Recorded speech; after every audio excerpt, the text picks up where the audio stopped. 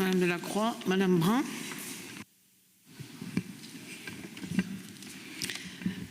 Si une très grande majorité des Français n'étaient pas préoccupés en ce moment face à la perspective d'une précarisation de nos aînés et de nos seniors, l'intervention d'Ali Doufi me ferait presque sourire, mais ce n'est pas le cas justement, puisque je la trouve plutôt maladroite dans le contexte social et de très forte angoisse qu'est celui de nos concitoyens. Alors je me joins aux remerciements que j'ai pu entendre en direction d'Arnaud Deslandes et puis de l'équipe du CCS pour ce très gros travail de plus d'1 an qui a mobilisé usagers, associations, partenaires du territoire et élus et qui nous permet d'aboutir aujourd'hui à un plan de lutte contre les exclusions solide, ambitieux, précis, un plan d'action opérationnel. Évidemment, moi, je souligne encore plus particulièrement, mais vous le comprendrez avec ma casquette de l'éducation et de soutien aux enfants, le travail particulier qui est fait en direction des familles monoparentales qui sont particulièrement victimes de fragilité, que ce soit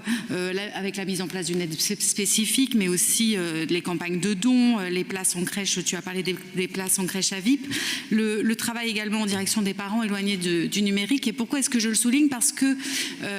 et c'est le cas aussi sur la jeunesse faustine,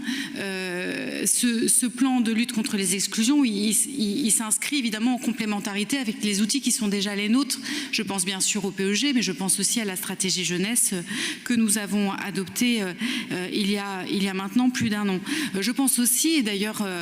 je paraphraserai un journal du soir qui titre aujourd'hui « Les loisirs d'aujourd'hui sont les inégalités de demain » sur toutes les politiques qu'on mène en faveur des familles, des plus jeunes, des seniors qui leur permet par exemple d'accéder gratuitement ou à un moindre coût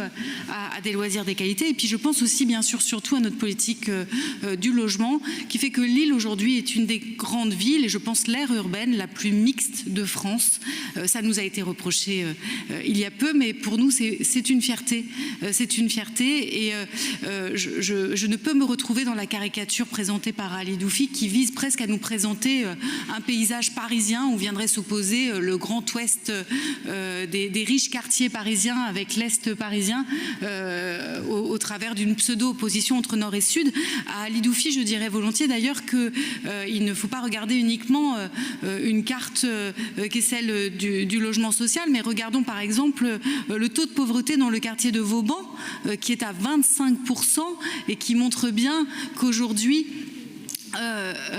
cet enjeu est un enjeu partagé dans l'ensemble des quartiers lillois, y compris dans le Vieux-Lille, le centre et Vauban, pour ne citer que ces 3 quartiers. Le logement, c'est aussi notre plan ambitieux en direction du renouvellement urbain, de la rénovation urbaine. Et je pense évidemment à tout le travail de métamorphose engagé depuis des années sous la houlette de Martine et d'Audrey pour le sud de Lille, mais je pense aussi à la métamorphose en cours du quartier Concorde ou encore celle qui est engagée par Estelle également sur les quartiers anciens de Moulins et de Oisem. Donc